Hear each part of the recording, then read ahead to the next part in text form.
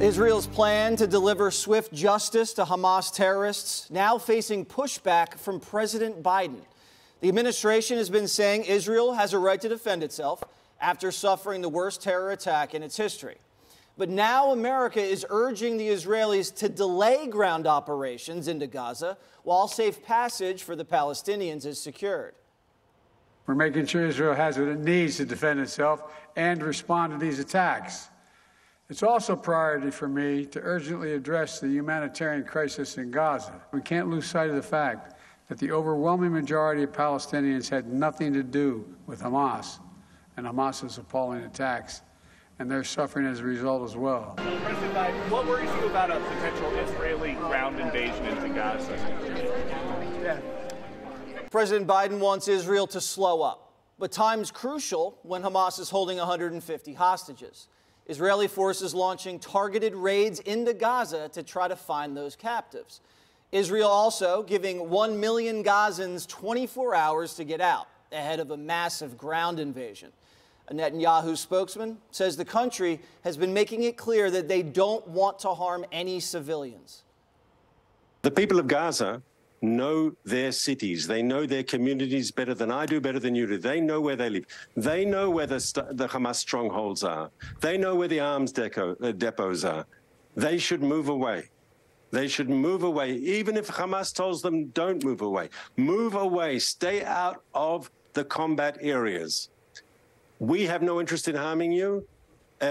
Please, you have time, not much, but you have time. Move away. Some Palestinians fleeing Gaza after Israel dropped leaflets telling them to get out while they still can. But Hamas wants Palestinians to stay in the area. Hamas are telling their people, we're telling the people to move, and the people are not moving. They're saying, don't move. And that's how people get killed. Hamas right now have told their people to stay, not to move. That is part of their cynical methods. I'm getting the feeling, Judge, that Biden's keeping Israel on a very short leash if he's already signaling pump the brakes when they haven't even officially begun the ground invasion. Okay, and, Biden, it's interesting that, he has the ability to say pump the brakes, given that 29 countries are over there, and most of them have taken out their own citizens, and Biden hasn't. But did the Israelis get 24-hour notice? Did the Israelis have the opportunity to defend themselves and to move out? The truth is, Hamas is telling them not to move. No other Arab country is interested in taking the Palestinians. And the amazing part of it is, Hamas should have had them out Saturday night. After Hamas did the attack on Israel, they should have said, you know what?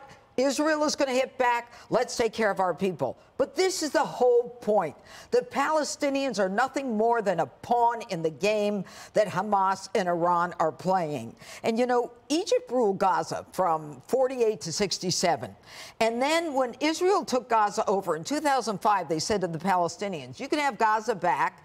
And they elected Hamas. They elected Hamas in 2006 and 2007. Hamas was not interested in defending or taking care of these people, and nor do any of the Arab countries other than want them. Egypt doesn't want to let them out either. Egypt doesn't want them in their country. So now we have a delay. Biden wants us to delay, wants Israel to delay. What does this do? It's worse for the hostages. Hamas gets the benefit. It plays right into their hands. And, we're in a situation that's almost no win now because the world is going to come in and say, we're farther away from this. Everybody remain calm. So the U.S. Congress, Harold, is very supportive of the Israeli ground operation. I can't see any way that the Democrats and the Republicans are going to try to have Netanyahu slow this thing down until they root it out, these Hamas terrorists. Why is Joe Biden out on a limb like that? Well, it's good to have you back and good to be back with everybody again. I don't think he is as far out on the limb as you think. I think he has made clear. Secretary Austin was there. Secretary Blinken was on the ground today, making clear that you stand with your friends and you stand behind your friends and you run to your friends in a time of peril. And this is indeed a time of peril. I think the primary concern of the president, and I think it's a valid one, is that if this escalates, meaning the more Palestinians you kill, the more likely it is that Hezbollah will invade from the north. And if that happens, you have a massive escalation in this, which we obviously know the Iranians have some part in this, and they are supporters of Hezbollah, as we all know, which means that this thing would escalate even more. So I think that's how I interpreted what the president said. We have not at all said we would not send weapons. In fact, the real holdup is that we don't have a speaker in the Congress. Hopefully they do that sooner rather than later so we can appropriate and spend the money, the extra money that we need. But whatever the president's able to do, it's my understanding he has done it. But I think it's right for him to lay this out for one other reason. For us to be able to deter Iran, we've got to build this coalition out even more and get them sturdier. So the Saudis, the Egyptians, the Jordanians are critical to this. Obviously, the signers of the Abraham Accords, the UAE and Bahrain, are critical to this. The more they stay with us, the likelier it is we're going to be able to deter Iran, because the only reason Hamas did this was because the prospect that Israel and Saudi would forge an agreement that would further isolate the Iranians and further strengthen the Saudis, and for that matter, bring about a new path for reconciliation and shared growth in the region. So I take the president, I interpret him slightly differently than maybe. Well, it would help that alliance if the president would tell all of these Arab nations, maybe take some of these Palestinian refugees. That is true. That would help a lot. That is true. Your thoughts on President Joe Biden today? Well, it's interesting that every U.S. president basically ends up having to deal with the Middle East. This president tried very much to leave this whole thing behind. He went to the periphery of the Middle East, pulled out of Afghanistan, didn't really make any efforts to broker a peace deal in the Middle East, which many presidents have. He sort of didn't touch that, didn't invite Prime Minister Netanyahu to the White House until the very last minute. And even now, they met during the meetings here in New York and said, oh, yeah, please come by the end of the year. OK, that's all that has happened so far in terms of having that meeting. So the problem is that now I think these countries that were involved in the Abraham Accords, I think they would like to see a strong arm against Iran.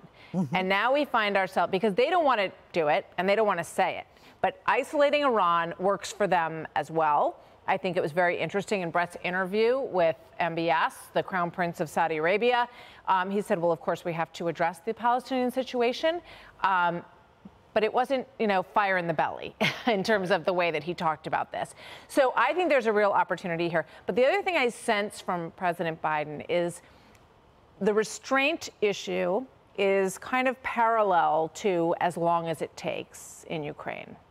And now the United States has its hand on the tiller of two enormously important situations. So basically, we are the lead supporter in a two-front war, one in Europe, one in the Middle East at this point. And this is an extraordinarily consequential time. I think we're at a turning point for the United States. I think that this becomes the central issue of the 2024 election. And I think it's going to be a referendum on leadership and who can take us through this next series of really important, consequential world events. So we're in a proxy war with the Iranians and the Russians. Commander-in-Chief Joe Biden, we were talking last night on my show, Pete, that everybody needs to understand this is going to take a while because of these tunnels that are so deeply entrenched underneath the Gaza Strip. Why hasn't President Biden conveyed that this is maybe going to take not days, not weeks, but perhaps months and months?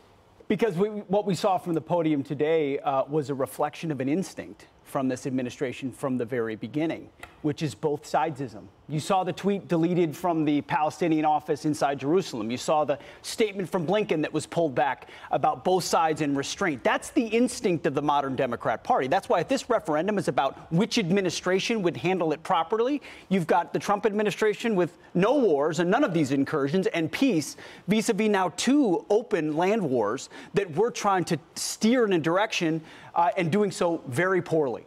By the way, we have U.S. hostages in Gaza. Yep. United States citizens in Gaza. It should be Joe Biden only at the podium saying, hey, Hamas, try it and you'll find out. Hey, Egypt, we don't want civilian casualties. Take them. Take them now.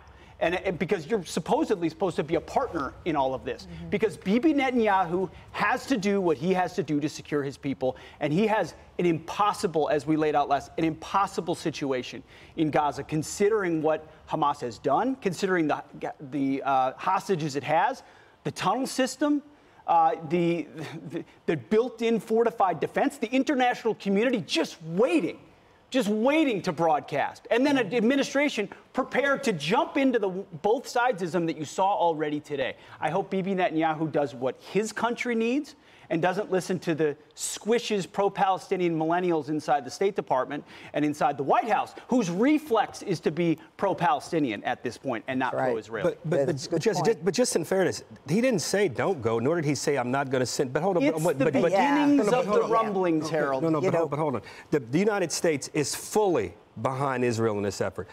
When you're partners with someone, you can say to a partner, hey, we think you should think about this in a certain way. I don't think there's anything. But understand, we're giving them everything they need. If you give me one, the only reason we can't give them everything they need is because the Congress can't even use the word Iran. They can't even say we're going to claw back $6 billion. So let me ask you this question. Just think about this. If we go in the way you're saying we go in, and they don't even listen to what we're saying, and Hezbollah attacks on the north, they have 150,000 Shouldn't rockets. we be afraid of them for the rest of time? By no means, but we should certainly consider it as the only point I make. Let me be clear. I'm on your side. Who's considering that? He doesn't want Hezbollah to invade from the north either. So that's part of his calculation. But Netanyahu has a mission, and he will determine Mr. and finish Netanyahu has not said anything to the effect that America has not given him everything he wants. In fact, the only reason we can't do this, and I hate to say this because it may offend someone, Congress needs to get back in session and appropriate these dollars. Okay. Period. All right, they'll get what they need. Yep. And the amount of money we give the Saudis, the Egyptians, and the Jordanians, we can move some people around, and I think everybody knows Joe Biden could do it. Hey, Sean Hannity here. Hey, click here to subscribe to Fox News YouTube page and catch our hottest interviews and most compelling analysis. You will not get it anywhere else.